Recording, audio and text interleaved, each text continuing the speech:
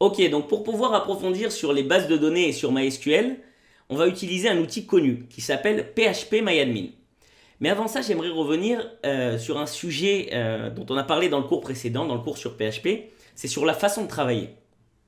Vous pouvez travailler soit sur un serveur web en ligne, soit sur un serveur web local, c'est-à-dire sur votre ordinateur. Moi, je vais plus orienter ce cours vers la façon de travailler serveur web local, pour plusieurs raisons. La première, c'est pour permettre aux gens qui n'ont pas de serveur web en ligne de suivre ce cours. Et la deuxième, c'est que c'est une bonne pratique, même pour les gens qui ont un serveur web en ligne, de tout d'abord développer en local et ensuite de passer le tout en ligne. Donc voilà, mais maintenant je vais vous montrer comment accéder au PHP et en ligne et en local. Donc on va commencer par le PHP en ligne. Donc pour ceux qui avaient fait le cours hébergement, nom de domaine et mettre un site en ligne, vous avez reçu un pack d'hébergement. Donc moi je vais accéder au mon pack d'hébergement. Donc chacun accède à son pack d'hébergement bien sûr. Mais plus précisément au cPanel du pack d'hébergement. Donc dans mon cas à moi c'était john.compteweb.com 2.2082. Alors là il me dit username johncomp. Password, le voilà. Voilà, maintenant j'ai accédé à mon cPanel et je vais ouvrir PHP Je l'ai ouvert dans un nouvel onglet.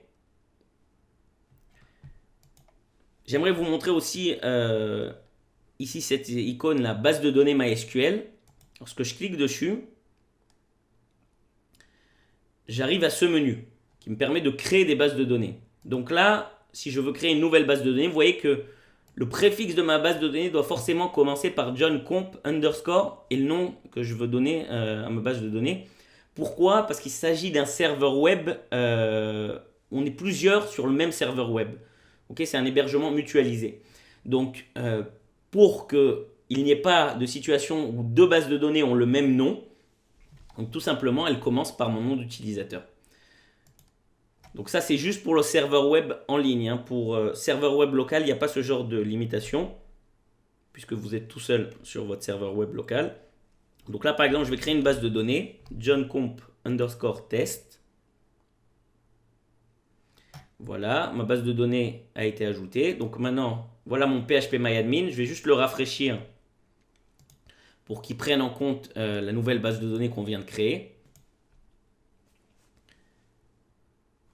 Allez, PHP se rafraîchit. Et vous voyez ici, j'ai ma base de données. Si j'appuie, donc ça c'est ce qui représente le serveur. Et là, j'ai un onglet base de données, database. Et là, vous voyez bien qu'on a notre base de données johncomp test, qu'on voit aussi ici. Ok, donc voilà comment accéder à PHP en ligne. Maintenant, comme je l'ai dit, on va travailler plus dans ce cours sur un serveur web local. Donc la première chose à faire, on va fermer tout ça. On va installer un serveur web local. Donc pour ceux qui ont déjà fait ma vidéo précédente dans le cours sur PHP dans laquelle on installe un serveur web local, vous pouvez passer. C'est tout ce que je vais faire dans la suite. Je vais juste accéder au PHP à la fin en plus. Donc on va installer un serveur web local. Donc la première chose qu'on va faire, on va taper download XAMPP. C'est le nom du programme qui va me permettre d'installer ce serveur web local. Donc là, je vais cliquer sur le premier lien.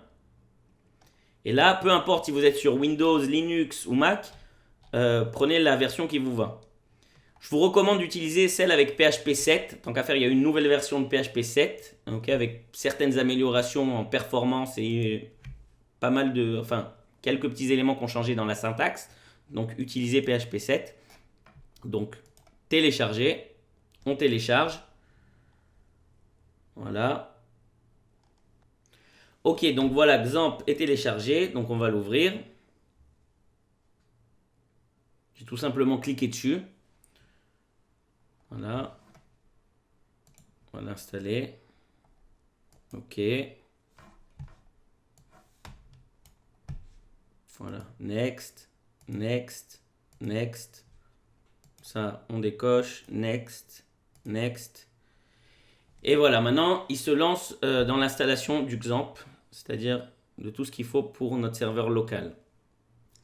Voilà, l'installation est finie. Donc, do you want to start the control panel now? OK, finish. On va lui mettre en anglais.